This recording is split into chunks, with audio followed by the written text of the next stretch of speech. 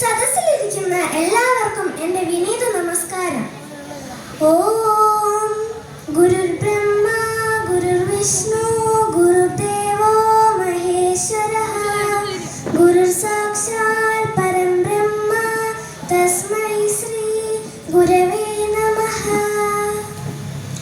എൻ്റെ പ്രസംഗ വിഷയം ക്ഷേത്ര ആരാധനയും ഭഗവത്ഗീതയുടെ ആനുകാലിക പ്രസക്തിയും എന്നതാണ്. ആദ്യം ഞാൻ ക്ഷേത്രവും ക്ഷേത്ര ആരാധനയും കുറിച്ച് പറയാം. ക്ഷയാത്രായതേ ഇതി ക്ഷേത്ര. നാശത്തിൽ നിന്നും ത്രാണനം ചെയ്യുന്നത് അല്ലെങ്കിൽ തരണം ചെയ്യുന്നത് ഏതാണോ അതാണ് ക്ഷേത്രം. മനുഷ്യജന്മത്തിൽ ശാരീരികമായും മാനസികമായും ഉണ്ടാകുന്ന കുറവുകളെയും മുറിവുകളെയും ഇല്ലാതാക്കി നമ്മെ രക്ഷിക്കുന്നത് ക്ഷേത്രങ്ങളാണ്. ഇവിടെയുള്ള ഈശ്വര സങ്കല്പമാണ്. ശക്തി ചൈതന്യത്തെ ആവാഹിച്ച് പ്രതിഷ്ഠിച്ചിട്ടുള്ള ഈശ്വര സങ്കല്പമാണ് ക്ഷേത്രങ്ങൾക്കെല്ലാം ആധാരം. സ്വന്തം കാര്യങ്ങൾക്ക് വേണ്ടി മാത്രം ഈശ്വരനെ ഭജിക്കുന്നത് ഭക്തി മാർഗമല്ല. ഭൗതിക മോഹങ്ങൾക്കായുള്ള കേന്ദ്രങ്ങളായി ക്ഷേത്രങ്ങളെ കാണാൻ പാടില്ല. തദത്വം അസി, അത് നീയാകുന്നു. ക്ഷേത്രങ്ങളുടെ മുമ്പിൽ എഴുതി വെച്ചിട്ടുണ്ട്, എല്ലാ മനുഷ്യരിലും ഈശ്വര ചൈതന്യം ഉണ്ടെന്നും നമ്മുടെ ജീവിത രീതിയാണ് സുഖവും ദുഃഖവും നൽകുന്നതെന്നും ഇതിൽ നിന്നും മനസ്സിലാക്കാം. ഈ പ്രപഞ്ചത്തെ ഭദ്രമാക്കി നിലനിർത്തിയിരിക്കുന്ന ശക്തി ചൈതന്യമാണ് ഈശ്വരൻ. ഓർത്താൽ ജീവിതം ഒരു ചെറിയ കാര്യം, ആർത്തി കാട്ടിയിട്ടെന്തു കാര്യം. ചുട്ടുപഴുത്ത ലോഹത്തിൽ വീണ വെള്ളത്തുള്ളി പോലെ ക്ഷണികമായ ജീവിതത്തിൽ സ്വാർത്ഥതയും ക്രോധവും ഇല്ലാതാക്കി ശാന്തനായി ഈശ്വരനെ ഭജിക്കണം.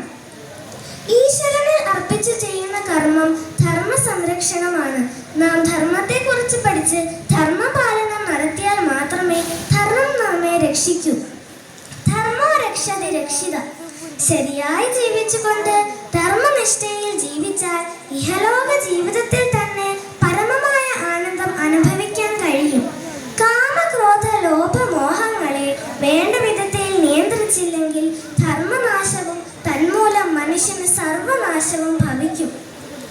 ഭക്തി എന്നാൽ എന്താണ്? മനസ്സിന്റെ മാലിന്യങ്ങളെ അകറ്റി ഈശ്വര ചിന്തയിലേക്ക് മനുഷ്യരെ നയിക്കാൻ ഭക്തി അനിവാര്യമാണ്. ഈ കലിയുഗത്തിൽ പലവിധ മാനസിക പ്രശ്നങ്ങളാൽ വലയുന്ന മനുഷ്യർക്ക് ഭക്തി ആശ്വാസം നൽകും. ഞാനെന്ന ഭാവം ഒഴിവാക്കി എല്ലാം ഈശ്വരനിൽ അർപ്പിക്കുന്നതും ഭക്തി തന്നെയാണ്. ശ്രീമദ് ഭഗവത്ഗീതയിൽ ഭക്തിയോഗത്തിൽ ശ്രീകൃഷ്ണ ഭഗവാൻ ഭക്തനോട് പറയുന്ന ശ്ലോകം ഇതാ: അദ്വേഷ്ട സർവഭൂതാനാം മൈത്രഃ കരുണ ഏവ ച നിർമ്മമോ നിരഹങ്കാര സമദുഃഖ സുഖക്ഷമീ. എല്ലാ ജീവികളോടും സ്നേഹഭാവത്തിൽ വർത്തിക്കുന്നവനും ദുഃഖിതരിൽ കാരുണ്യമുള്ളവനും ഒന്നിനോടും മമത കാട്ടാത്തവനും ഞാനെന്ന ഭാവം വെടിഞ്ഞവനും സുഖത്തിലും ദുഃഖത്തിലും സമഭാവം പുലർത്തുന്നവനും ആത്മനിയന്ത്രണമുള്ളവനും എന്നെ തന്നെ സദാ ആശ്രയിക്കുന്നവനുമായ ഭക്തൻ എനിക്ക് പ്രിയങ്കരനാണ്. ക്ഷേത്രാചാരങ്ങൾ അനുസരിച്ച് മാത്രം ക്ഷേത്ര ദർശനം നടത്തുക, പൗരാണിക ധർമ്മം നിലനിർത്തുക, ധർമ്മമാർഗത്തിലൂടെ ജീവിക്കുക. ഇപ്രകാരം പരസ്പര ബഹുമാനവും പെരുമാറ്റശൈലിയും ഉണ്ടാകും. ഈ ലോകം സുന്ദരമായി തീരട്ടെ.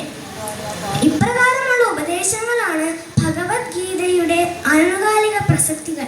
ഇത്രയും പറഞ്ഞുകൊണ്ട് എൻ്റെ വാക്കുകൾ ഞാൻ നിർത്തുന്നു.